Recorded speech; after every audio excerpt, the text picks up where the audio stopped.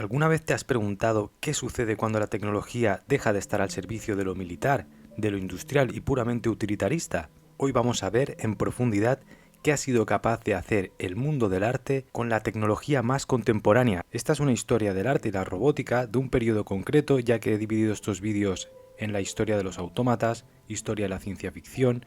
y arte y nuevas tecnologías. Este apartado en concreto, ese vídeo de arte y nuevas tecnologías, es indispensable para acabar de comprender el contexto y de dónde viene este vídeo de arte y robótica. Se puede ver de forma independiente, pero es muy recomendable, si te gusta, ir y ver ese vídeo sobre arte y nuevas tecnologías, porque todo lo que falta aquí estará allí. Y del mismo modo he decidido separar el arte cyborg del arte robótico porque engloba unos aspectos diferentes y unas reflexiones filosóficas un poco distintas, y creo que es interesante separarlos para entenderlo mucho mejor, así que te invito a quedarte porque es muy interesante. Vamos con arte y robótica.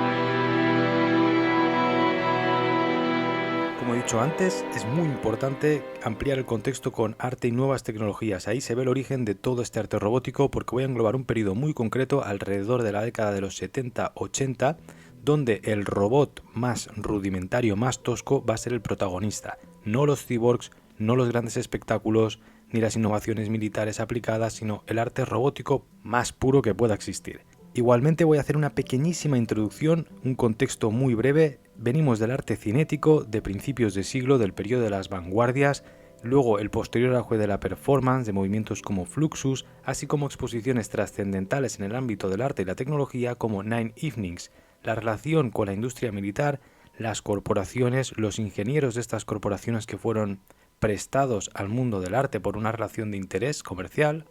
La crítica tampoco recibió muy bien esa simbiosis naciente entre arte y robótica y tecnologías en los años 60, y hubo cierto distanciamiento que ya analicé en aquel vídeo. También venimos de una guerra fría que estaba muy marcada por el desarrollo tecnológico de escalada bélica. Y por último tenemos ejemplos que allí he tratado pero que deberían quizá estar aquí, pero como ya los he tratado, nos volveré a tratar, como el de Andy Warhol y su proyecto inacabado, encargado a Álvaro Villa, que era un creador de animatronics, una especie de robots animados tipo los Mickey Mouse y los personajes de Disney que habían en el parque de Walt Disney, y que, era un proyecto muy interesante que tiene que ver más con la arte robótica, pero lo hice como un final easter egg en aquel vídeo, y que, pues simplemente que la gente sepa que debería estar aquí. Uno de los principales aspectos del arte robótico es que no se limita a la admiración estática, sino que implica movimiento e interacción con el público. La persona que se confronta a la obra robótica por lo general será quien va a completar la comunión y el ritual, ya sea activando mecanismos, apretando un botón, o simplemente recibiendo la interacción de forma activa, o sencillamente se va a convertir en el eje central de una trama donde lo mecánico se articulará a su alrededor. Y es que incluso en su versión más teatral, la performance, se necesita un espectador para existir, a diferencia de la escultura de pedestal o el lienzo, que es la forma quizá más tradicional de entender la obra de arte en nuestra sociedad. Aquí hay un papel muy activo de la persona que es espectadora. Por otra parte, un aspecto muy interesante a tener en cuenta antes de entrar en materia es que dentro del arte robótico yo dividiría un par de ramas principales, donde hay una que trata la ontología del ser humano y su relación con la tecnología, y otra que es directamente una crítica social, política, que utiliza la tecnología para generar en forma de arte esa crítica. Esta rama quizá ha sido la más fructífera porque, de nuevo, la tecnología robótica nace de la industria militar prácticamente. Más que nace, se desarrolla en nuestro contexto contemporáneo desde la industria robótica. Ya está el vídeo de los autómatas donde se explica bien de dónde nacen todas estas cosas desde que existe la historia. Digamos que en esta rama hay una corriente que emergerá tras las protestas contra la guerra de Vietnam. Estamos en ese periodo norteamericano de la contracultura, que luego se expandirá en Europa a través de mayo del 68 en Francia como símbolo de conexión con esa contracultura, y digamos que hay un desencanto ante la maquinaria ultracapitalista liberal del imperio norteamericano y de la sociedad de consumo principalmente. Hay una crítica social muy fuerte que se verá también destilada en libros como La sociedad del espectáculo de Guy Debord o la crítica a la industria cultural de la Escuela de Frankfurt en autores como Theodor Adorno, o un poco más amplio en la dialéctica de la ilustración de Horkheimer y Adorno, de Herbert Marcuse cuando emigra también a Estados Unidos, es un símbolo de este contexto de contracultura, tiene mucha influencia, y así otra larga serie de nombres que ya hemos comentado muchas veces y que engloban un poco el contexto de donde sucede este tipo de arte robótico que tira más por la vertiente crítica social a través del uso de tecnologías. Aquí tenemos uno de los principales representantes de esta última vertiente, de los más primigenios, que sería Metzger, Gustav Metzger, del cual ya hablé bastante en el vídeo anterior de arte y nuevas tecnologías, que junto a un ayudante que se apellidaba Tingley, creo, creaban unos artefactos autodestructivos. Y bueno, a través de esta serie de obras que se autodestruían, pues criticaba tanto las formas de entender el arte de forma tradicional, de conservar de la obra con el aura y de la museología, como la sociedad de consumo que utiliza el mercado del arte para hacer sus tejemanejes, entre otras tantas reflexiones que se asociaban a sus diversas obras, pero que en esencia utilizaban la tecnología y la robótica para generar artefactos que se autodestruían, pues con los parámetros que le ponía a la máquina. Y por otra parte, también como una especie de preludio a este arte robótico más puro, también teníamos algunos artistas del movimiento Fluxus que, si bien no es que todos los de Fluxus tuviesen una relación directa con la tecnología, muchos de sus componentes sí que se centraron en el arte y la robótica. El ejemplo más paradigmático o icónico es Nam June Paik, conocido principalmente por el videoarte, pero que en realidad yo creo que debería ser más conocido por el arte y la robótica. Otro aspecto curioso de estos artistas que empezaron a utilizar la robótica para crear discursos es que utilizaban a propósito residuos de la industria tecnológica para construir cacharros y prototipos de robots cuyo fin era la denuncia del Estado y su control social, y al mismo tiempo planteaban cuestiones como las del cambio climático o la sociedad de consumo a través de la posibilidad de un reciclaje con la chatarra. Para artistas como Pike, la chatarra era un elemento valioso frente a un arte tecnológico que estaba siendo acaparado por grandes corporaciones informáticas o del campo de la comunicación que prestaban a sus ingenieros para grandes espectáculos y exposiciones donde todo era un mundo liso de promesas futuristas. Hay que tener en cuenta también, que lo vimos en el vídeo de historia de la ciencia ficción, que el contexto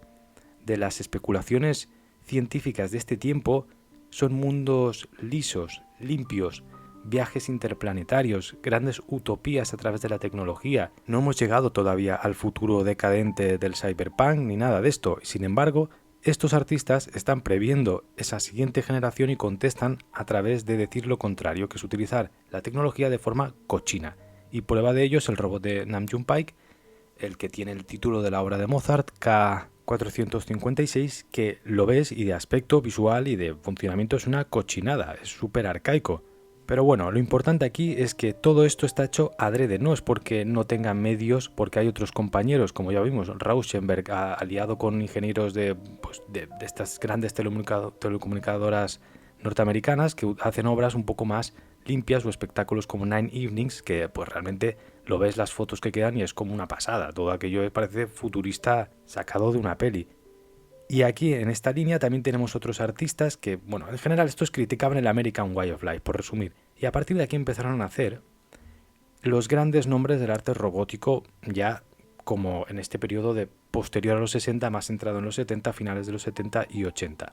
Mark Pauling, que para mí es el más representativo, luego le dedicaremos un buen espacio, Bill Bourne, Brett Goldstone o Louis-Philippe Demers y Chico McMurtry, otro que representaría el lado opuesto a esta crítica social y sería este lado un poco más utópico, más chico bueno, Chico McMurtry, pues el chico bueno, Mark Pauling el chico malo, y entre medio los otros que bueno, no voy a tratarlos todos, pero para que tengáis la referencia. En algunos medios especializados a este grupo de artistas se los va a conocer en inglés como Metal Performance o chatarreros tecnológicos. El calificativo de metal no solo aludirá a la materia prima preferida, porque esto deriva del contexto industrial, sino a la consonancia estética con el propio género musical, el metal, que en aquella época también el heavy metal estaba empezando a nacer. Y hay un cierto paralelismo de actitud cultural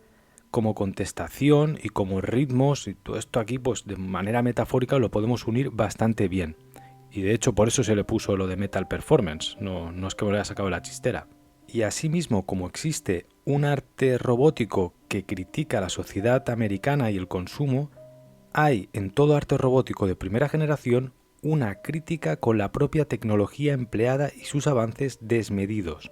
De alguna forma, en aquella época se veía que las nuevas tecnologías alteraban de forma radical el mundo conocido, pero sin tener en cuenta sus consecuencias sociales. ¿Y esto por qué pasaba? Pues porque se entendía que todos estos avances dentro del contexto, pues guerra de Vietnam, Guerra Fría, venían siempre de la mano de una denostada industria militar y su connivencia con las grandes multinacionales que estaban emergiendo ya con la patita pues totalmente sacada fuera de tiesto, cuyo fin, el interés de estas grandes corporaciones que nacían se veía que no tenía ningún interés social, que más bien estaban alineados con los arquetipos de la sociedad de consumo a la americana de forma desmedida y que la propiciaban y la generaban prácticamente.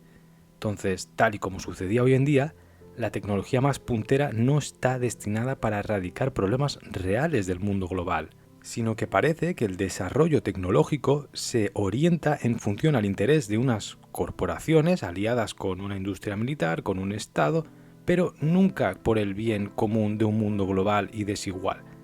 sino que se acapara el saber universal bajo patentes e intereses pues estatales o privados de grandes corporaciones. Y a partir de aquí, pues sí, se generan comodidades, pero bajo muchísimas condiciones, y no para todo el mundo. Cuando realmente pues se supone que con el avance tecnológico podría haber un interés un poco más humanista, pero esta parte no ha estado ni desde el nacimiento de todos estos movimientos, y es lo que desde el arte se ha intentado criticar de base, más allá de la crítica más radical o un poco más estética o más sutil, siempre esta noción del uso de la tecnología y lo social existe en el arte robótico como definición. Y lo del contexto o la crítica al American Way of Life es natural porque todo esto, como veremos, pues estamos hablando de artistas que se desarrollan desde Norteamérica, en una industria militar que se desarrolla desde Norteamérica y pues nada, siguiendo la estela de la Guerra Fría al final. Cuando la Guerra Fría se termina, muchos de estos estudios de I+D que se había hecho en secreto se empieza a filtrar, a veces con gran interés, a startups, a multinacionales del sector tecnológico. Existe una simbiosis, una relación interesada de control, y de ahí acaba en la sociedad de consumo y la sociedad de masas, pues desde el control remoto que salió de una de estas exposiciones, el mando a distancia, nacen unas exposiciones en Nine Evenings, así como el empleo de baterías portátiles, de aparatos de radiofrecuencia, gafas de visión nocturna. Todo esto, el arte ayudó a que se hiciese este paso de la industria militar a la gran corporación y al un I+D con el amparo artístico como campo de experimentación. No existía el mundo de los datos. Y a las grandes corporaciones les servía de mundo de prueba estas exposiciones espectáculo. Entonces estos artistas más radicales querían salirse de ese circuito mainstream que se estaba generando y hacer un poco un arte más radical. Y si a alguien le suena un poquito a conspiranoia esto, que miren el ejemplo de Siri, cómo nace Siri, desde dónde se desarrolla el proyecto de Siri y cómo luego acaba en Apple y bueno, y todo esto que ya he comentado también en otros vídeos. Tal y como analizaron en profundidad los filósofos de la Escuela de Frankfurt, la cultura del momento y el desarrollo intelectual son fagocitados por completo por la industria del entretenimiento. La sociedad del espectáculo se llama así, o la nombra así Debord, es porque al final el entretenimiento empieza a acaparar lo que entendíamos como cultura y a ser un motor de desarrollo que se retroalimenta con la pura economía más utilitarista y deja de lado la cultura que no tiene una utilidad. Por resumir así muy brevemente, en este contexto hay un ejemplo muy paradigmático que es el de Walt Disney y su parque Magic Kingdom. Este es un ejemplo muy interesante para hablar de arte y robótica y de ese contexto, ya que ese Magic Kingdom nace en este mismo contexto y reúne a los mejores artistas y los mejores ingenieros patrocinados por todas las corporaciones yankees de manual, Mattel, General Motors, Kodak, Coca-Cola, etc., para generar el mayor símbolo estatal de la cultura del entretenimiento de masas. El parque entero será concebido como un gigantesco animatronic, es decir, un conjunto de robots que son interactivos, que imitan a personajes de las películas, pero que básicamente son un parque de robots animados. La mayoría de estos autómatas estarán dispuestos de forma que el espectador es guiado por un trenecito o por caminos estipulados férreamente. El espectador, aquí, a diferencia de lo que hemos comentado al inicio de este vídeo, se convierte en un personaje totalmente pasivo que fotografía y observa, y al final, cuando le acaban el trenecito o el paseíto, pues compra un souvenir imitando a esos animatronics y personajes que habían en el parque. Esta asimilación del arte robótico por parte de la industria del entretenimiento será clave para entender cómo las obras robóticas de estos artistas tratarán de contestar de forma muy crítica el escenario que hemos planteado aquí y que planteaba el Magic Kingdom de Walt Disney. De esta forma se va a buscar un diálogo muy crítico con el público al mismo tiempo que se cuestiona el individualismo, la vacuidad ética y la homogeneización estética de la sociedad de masas. Aquí encajan muy bien las obras de Mark Pauling, Mark Heckert y Eric Werner. Mark Pauling es el más representativo de todos. Pero no quiero hacer una biografía única, sino que voy a ir salpimentando el vídeo con obras suyas, con momentos de reflexiones que tienen que ver también con otros artistas que al final Mark Pauling también funda el Survival Research Laboratories, donde también colabora otra gente y que un poco es el núcleo central alrededor del cual va a orbitar el arte robótico. Entonces esto lo digo así por si veis un poco caótico el relato. Para mí ha sido más fácil organizarlo así y bueno, en general me era más útil de esta manera y creo que lo puedo explicar mejor. Mark Pauling, por ejemplo, tiene una obra que es donde cogía animales muertos, los hacía como una especie de Frankenstein metiéndole cositas por dentro y los mecanizaba. De manera que mediante esta obra sugería pues poderes sobrenaturales o demoníacos a la máquina. Un concepto, el del fantasma en la máquina, de Ghost in the Machine,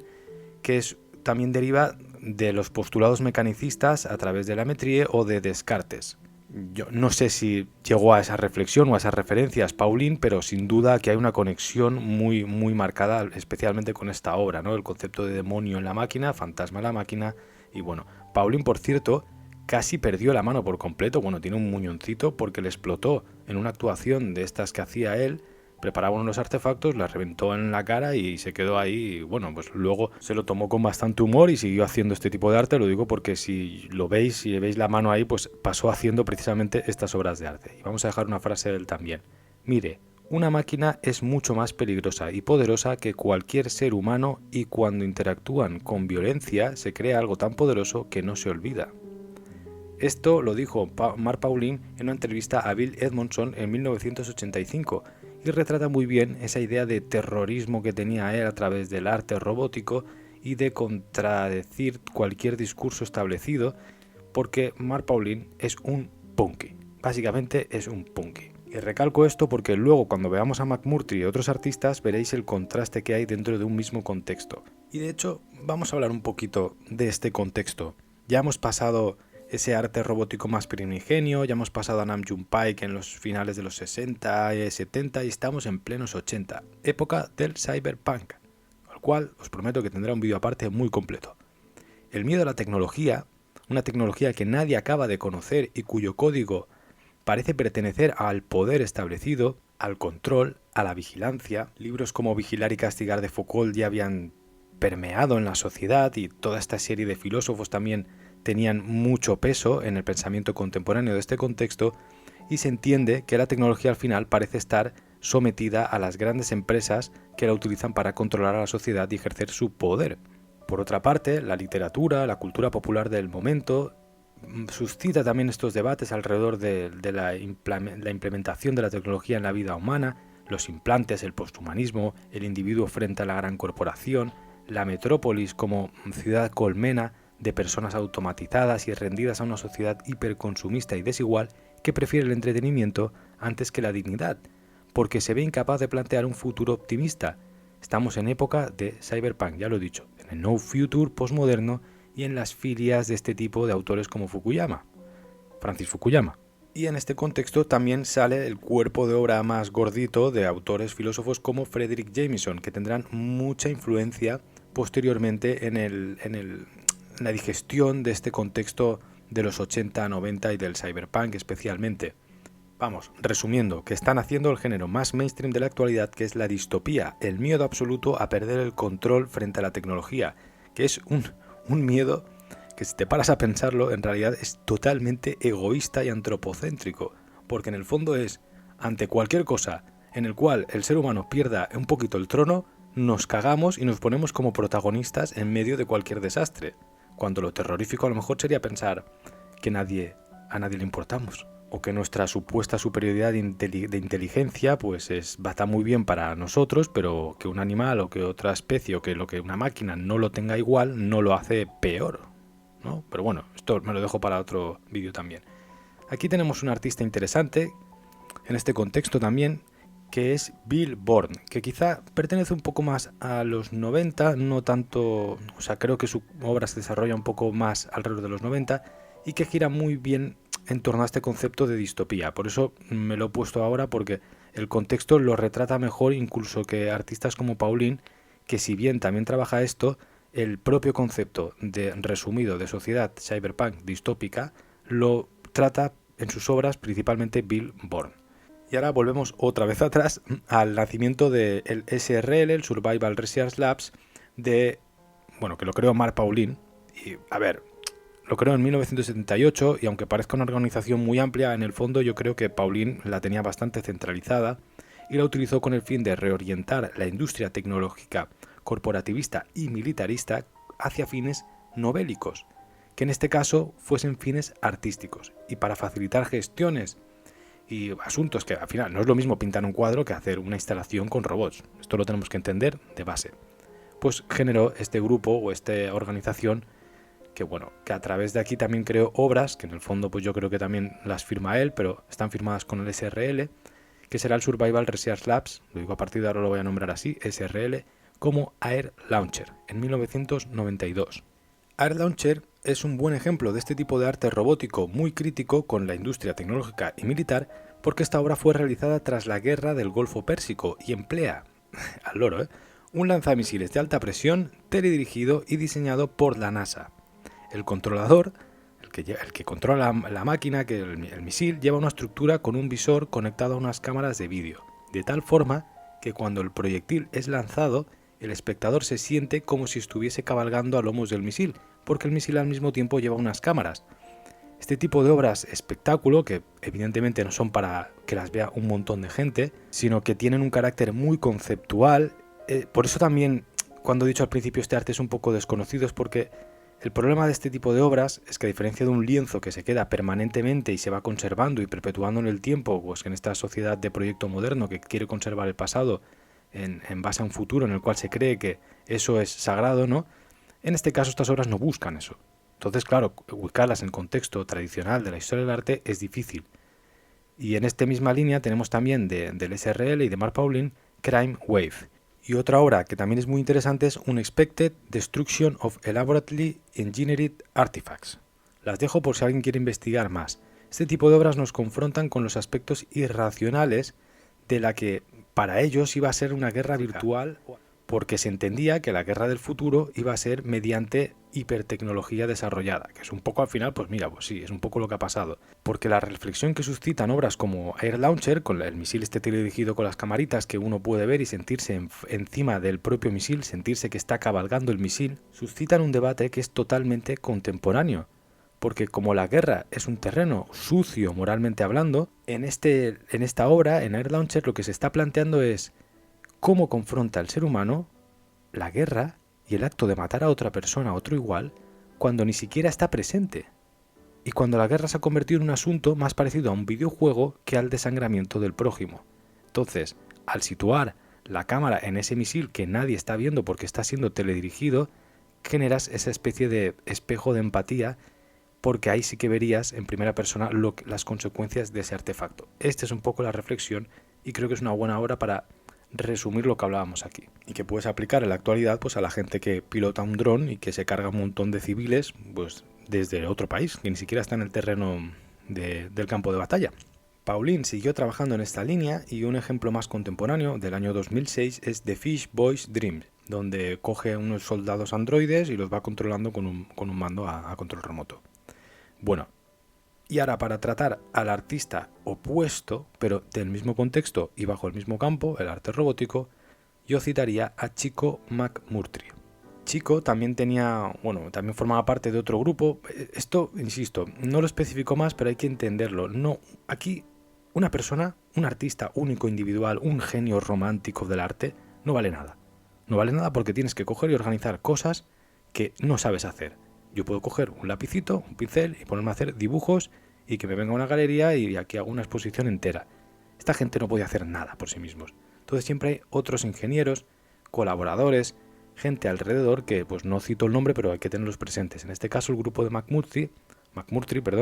era Anamorphic Robot Works. A Chico McMurtry le interesaba mucho buscar de forma intencionada la relación del robot con el público. Y una buena muestra de esto sería The Robotic Opera de 1992, donde McMurtry, que seguía los postulados de Adorno en cuanto al arte debía tener un servicio y no estar enclaustrado en el mausoleo o museo, criticaba en esta obra que el desarrollo de la mecánica musical, de los autómatas, de la ingeniería aplicada a la cultura, siempre había estado destinada al goce y disfrute de los aristócratas y la gente más pudiente. Y esto lo vemos muy bien en la historia de los autómatas, donde especialmente durante el siglo XVI y XVIII, pues este tipo de obras son muy comunes y vemos como pues esos autómatas que van a tocar musiquita y que mezclan ciencia, espectáculo para vender a los grandes poderosos el desarrollo tecnológico de otras cosas un poco menos espectáculo y un poco más utilitaristas. Mediante este tipo de obras, como la de Robotic Opera, se aplica un mayor énfasis en la coordinación y la colectividad de este tipo de artefactos robóticos. Hay una intención de ampliar el propio robot, que en Mark Pauling es sucio, trash y más arcaico, más bestia, más industrial, como si fuese un orco. En McMurtry trata de generar una coordinación, una colectividad y como de refinar este tipo de arte robótico, y es eso, busca un refinamiento estético, una elegancia que Pauling no tiene, porque al mismo tiempo McMurtry no busca una crítica como tal, sino busca una reflexión un poco más académica, busca también llegar a un público más amplio y superar los límites técnicos que le impone la época. El objetivo de fondo de este arte, de nuevo, es criticar las diferencias y las desigualdades de clases y las hipocresías de la sociedad capitalista por no actuar de forma coherente con los desechos que esta misma produce, porque McMurtry también utiliza desechos y chatarra para generar sus obras, pero de nuevo, hay que tener en cuenta que él trata de dar una estética más refinada a ese reciclaje. Así que resumiendo, Pauling sería el punky pendenciero que va buscando pelea todo el rato y va con el machete ahí, y McMurtry sería el mismo carácter crítico, pero desde un punto de vista puramente humanista. Y este refinamiento o esta especie de idea de esperanza, ¿no?, en el humano que no tiene Pauling, que no tiene ninguna esperanza en el ser humano, pues en McMurtry lo podemos ver de forma visual en obras como Skeletal Reflections de 2003, donde un robot humanoide representa las principales poses del arte clásico, de modo que la relación entre máquina y humano se funden en una concepción guiada por nosotros hasta el punto que la propia instalación pone de manifiesto la evolución de la figura humana a lo largo de la historia del arte. Y bien, con esta especie de dialéctica que he escogido al reflejar la obra de dos artistas muy distintos, se entiende muy bien el contexto y la forma en la cual se producía el arte robótico como tal, no el arte cyborg, no espectáculos tecnológicos, sino arte robótico. Eso sí, hay que tener en cuenta, ya lo he dicho al inicio, que hay muchos más artistas, que quizá no son tan arquetípicos o no están tan radicalizados en un lugar o en otro, y bueno, son igualmente interesantes. Voy a citar algunos para hacerlo más largo. Por ejemplo, está el neozelandés Brett Goldstone, que posteriormente también colaboró con Pauling y su SRL, y es un precursor del street art más radical, podríamos decir. Goldstone utilizaba el graffiti y la escultura anónima o el robar mobiliario urbano para ejercer una especie de revolución contra el arte más clasista y refinado, especialmente el de la escena de Los Ángeles, que estaba cobrando mucha fuerza y que representaba ese mercado del arte de los poderosos, de los ricos, y a través del arte en la calle se hacía una crítica. Esto tiene que ver más con el street art, pero como también colaboró mucho con Pauling, pues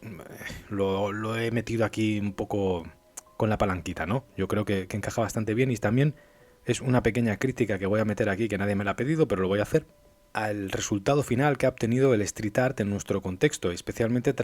porque tuvo mucho bombo cuando yo estudiaba, y siempre me hizo gracia el creerse que iban a cambiar el mundo de una forma nueva, cuando esto había sucedido pues 20 o 30 años antes, y siempre me ha resultado muy curioso que desde la evolución del arte urbano, que es medio siglo prácticamente, sigue exactamente igual.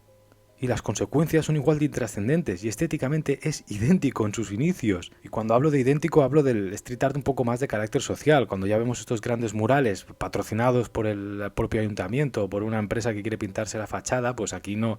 evidentemente esto ya no encaja dentro de un street art que no tiene que estar en consonancia con ningún poder. Entonces ya no sé, ya no tiene street art, ¿no? Y es también curioso ver cómo se ha consolidado las vertientes de este origen del street art en una especie de suplemento decorativo para los ayuntamientos, como he comentado, o bien una especie de juego de adolescentes que han crecido y ya tienen canas, pero que siguen meando las paredes como perros, o peor aún, en pretenciosas intervenciones que no le llaman la atención ya ni a las cucarachas que recorren el espacio urbano. Y ojo, que es un planteamiento que me ha parecido siempre muy interesante, pero al final me ha cansado el aspecto este que siempre ha tenido hiperpretencioso, pero a la vez de guay, de contracultura, de contrasistema, pero convertido en una subcultura estancada, cerrada, con códigos que pues, no tienen ningún sentido tampoco en muchas ocasiones y que no ha llegado a ningún lado. Y bueno, esto merece una reflexión más profunda, pero aquí lo quería dejar, lo siento, tenía que decirlo. Dentro del arte robótico, ya seguimos con el tema, tenemos el clásico dilema existencial con la máquina. ¿Qué hace que una máquina cobre vida? Pues tal y como pensaban los griegos antiguamente, el movimiento y las acciones que éstas ejecutan. Convencer al espectador de que los movimientos y los gestos de la máquina, de que su comportamiento puede ser real, y que de ese modo se genere una empatía al generar un reflejo de lo que puede ser humano, simulando comportamientos humanos en la máquina mediante el movimiento. Muchos de estos artistas buscaron pues tratar este tema de qué le da vida a la máquina y llegaron a la conclusión siempre que el movimiento, quizá porque es lo más fácil de conseguir. Y bueno, para este tema de la empatía y los robots, la máquina, yo recomiendo mucho el libro de Philip K. Dick, la obra maestra suya o más conocida, no creo que sea la obra maestra, pero sí la más conocida, Sueñan los androides con ovejas eléctricas. Ojo, la novela, no la película Blade Runner de Ridley Scott, porque no tiene nada que ver en este aspecto la novela con la peli. Y sin que una sea mejor que la otra, ¿eh? Y de Bill Bourne, volviendo también al tema más distópico, ahora que hemos citado Blade Runner, es que mi francés es horrible. Le Corps des Miracles, 1997, es una obra de Bill Bourne, que es una instalación que es una pasada, ojalá hubiese podido verla, que consiste en generar un escenario totalmente distópico, lleno de criaturas, de seres robóticos que gritan, que se increpan, que se arrastran con una pierna amputada y contiene una atmósfera asfixiante, súper agobiante, al mismo tiempo que está hecha de residuos robóticos que nada tienen que ver con lo humano, con la representación figurativa del ser humano. Y sin embargo, esa instalación, incluso sin estar presente allí, solo viendo una imagen, ya no te digo ni que veas un vídeo, te va a generar el mismo efecto en el cuerpo que si hubiese una persona. Y esto es lo que comentábamos, el generar empatía a través del movimiento de aspectos muy básicos del ser humano, pero mediante máquinas, puede generar ese mismo efecto de angustia, cuando sabes que en el fondo son máquinas industriales, como si estuvieses dentro del cuerpo, del corazón de una factoría del siglo XIX. Y esto es muy interesante. Y siguiendo un poco esta misma estética, esta misma línea, y también entrando un poco en el campo del arte robótico más popular, más hiperconocido a nivel de cultura de masas, está uno de los mejores ejemplos, que es el videoclip de Herbie Hancock, Rocket, que fue creado por el artista Jim Withing. Está muy divertido de ver, es muy curioso, te invito a verlo en YouTube porque aquí si lo pongo seguro que me crushean. Y en general es un buen ejemplo de cómo influye el arte robótico más puro en la cultura popular o de masas, ¿no? Porque esta canción y este videoclip fueron muy conocidos en este contexto, en esta época. Y ya para cerrar, porque bueno, tampoco tengo la intención de tratar a cada artista de aquí, os voy a dejar algunos nombres, algunas obras un poco ya posteriores a los 90, que son muy interesantes por si alguien quiere profundizar un poquito más. Y aquí estaría Garnet Hertz y su Cockroach Control Mobile Robot, que es una cucaracha con un implante que está controlada por como un robot, del año 2004. Luego el MEART, M-E-A-R-T, que es uno de estos grupos tipo el SRL que estaban dedicados pues, a la investigación conjunta de mecánicas electrónicas y arte cinético a través de la robótica. También, si alguien lo quiere investigar, es bastante conocido. Luego el SWAMP, otro de este tipo de grupos, que es Studies of Work, Atmosphere and Mass Production, que fue creado, si no me equivoco, ahora no me acuerdo bien, pero creo que sí, Douglas Esterly y Matt Kenyon. Espera, que lo busco. Sí, no me he equivocado. Fue creado en 1999 por Douglas Esterly y Matt Kenyon y actualmente solo está Matt Kenyon, que también es profesor de una universidad de Michigan en arte, y también estaban especializados y tuvieron mucha actividad en la década de los finales de los 90 e inicios de los 2000 y básicamente es lo mismo, pues una crítica a las grandes corporaciones globales, los medios masivos de comunicación, el complejo industrial militar y reflexiones alrededor del problema que puede generar la vida o el concepto de vida artificial. Y bueno, yo creo que con todos estos datos, estos nombres de artistas, hay bastante información para investigar el tema si alguien quiere profundizar más. Recomiendo mucho el único libro que conozco que trate este tema en profundidad y con criterio académico, es el de el profesor de la Universidad de Barcelona, que yo creo que lo llegué a tener en alguna optativa y la memoria, pues, no me acuerdo. Juraría que sí, vamos, esto lo puedo comprobar. Esto ya lo digo por curiosidad personal, pero es que creo que tengo el libro por eso, porque lo tuve en alguna asignatura. Y el libro es Arte y Robótica, de Ricardo Iglesias. Cada vez que lo recomiendo en estos vídeos, porque es la guía que he utilizado para poder hacerlos, porque para mí es el único donde se toca este tema bien. Luego he expandido mucha información con otros artículos, con otros libros como el de, que también lo he recomendado en algún vídeo, de Marcos Dusatoy, de Creados para Crear o Programados para Crear, y otra serie de libros y documentos aparte, pero la base es ese. No paro de repetirlo, la edición de Casimiro es una fucking mierda. No vale para nada, o sea, tiene 1000 millones de faltas de ortografía que me avergüenza recomendar el libro, pero bueno, igualmente es la Biblia de todo esto, ahí lo dejo. Y hasta aquí el vídeo de hoy. Muy importante, este es un cachito que está en medio de esta serie de vídeos, no me canso de insistir porque es muy importante para comprenderlo bien. Si te gusta el tema y has llegado hasta aquí, que veas los anteriores y también que te esperes a ver el siguiente para las conclusiones de este mismo vídeo, porque el arte cyborg es un poco la expansión o la continuación de muchas cosas que hemos tocado hoy, y hay conclusiones filosóficas que son muy interesantes que van a estar allí, como por ejemplo pues la vigencia de este tipo de artes, lo importante que es el contexto en este tipo de arte y las posibilidades futuras que en la actualidad son muy ajenas a esa estética industrial que tenían a los robots como una especie de demonio maquínico sacado de una fábrica de Manchester. En la actualidad hay conceptos como el de Benjamin Bratton de biosemiosis o el de Tiziana Terranova, que es biohipermedia, que están centrados en tratar los avances de la robótica que proponen una tecnología desplegada directamente sobre el cuerpo humano, sin necesidad de cachivaches, cables, implantes y esta serie de cosas. Y que probablemente las reflexiones filosóficas que sucedan a partir de estas concepciones no van a tener nada que ver con este arte robótico puramente anclado al concepto de industrial. Nuestra época se despega cada vez más de esa era industrial, del concepto de modernidad. Entonces, bueno, pues aquí hay una serie de conclusiones que me voy a guardar para el siguiente vídeo y que van a ser muy interesantes. Lo voy a subir en nada, o sea, si puedo en 2 días, o sea, que imagino que cuando estés viendo esto ya podrás ver el siguiente. Espero que lo hayas disfrutado mucho, no me voy a enrollar más y coméntame si conocías algunos artistas de aquí, qué te han parecido estas obras, si te interesa el tema y sobre todo si crees que esta serie de reflexiones que trataban siguen vigentes en nuestro tiempo o no. Y si no te apetece comentar o debatir, que es creo que es lo interesante de esta serie de vídeos, pues simplemente dale a like, que ayudará. Si quieres ver mi obra pictórica o otros trabajos más personales, tienes mis páginas de redes sociales, buscas Alejandro Acosta o miras los links que dejo aquí en la descripción. Allí también subo siempre lecturas que estoy haciendo, otras cosas así un poco más que expanden el canal. Y nada, espero que lo hayas disfrutado. Y el siguiente vídeo sí o sí tiene que ser arte cyborg. Tengo también planeado el del cyberpunk, pero desde un punto de vista un poco diferente o que amplíe un poco más la perspectiva que ya se ha tratado en YouTube, que he visto muchos vídeos que tocan el tema bastante bien.